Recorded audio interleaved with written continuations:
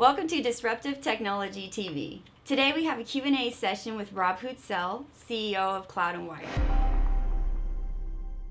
John from Atlanta asks, what is hyperconverged infrastructure?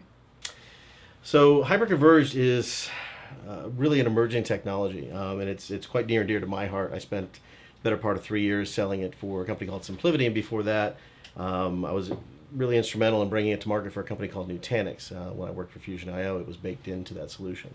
The best way to really describe what hyperconverged is if you make an analogy to what we did for personal communications 4 or 5 years, or 6, 7 years ago now, where you used to have a Nokia or a flip phone to make and receive calls, but then you had a TomTom or a GPS suction cup to your dash to get around for maps, calculators, digital SLR cameras, video cameras, that sort of thing.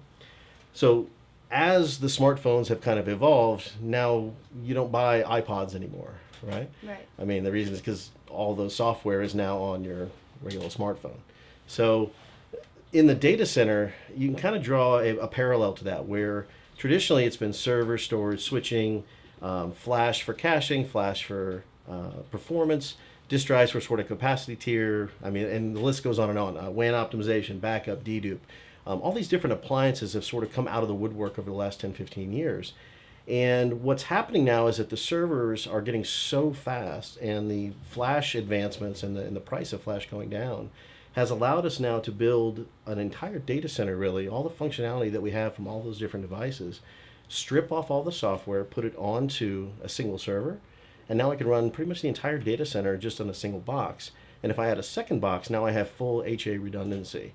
So hyperconverged is a really interesting new technology, especially for, probably about 80–90% of workloads within a typical client. There's still going to be those applications that require a lot of performance or very, very wide scaling type of processing and compute.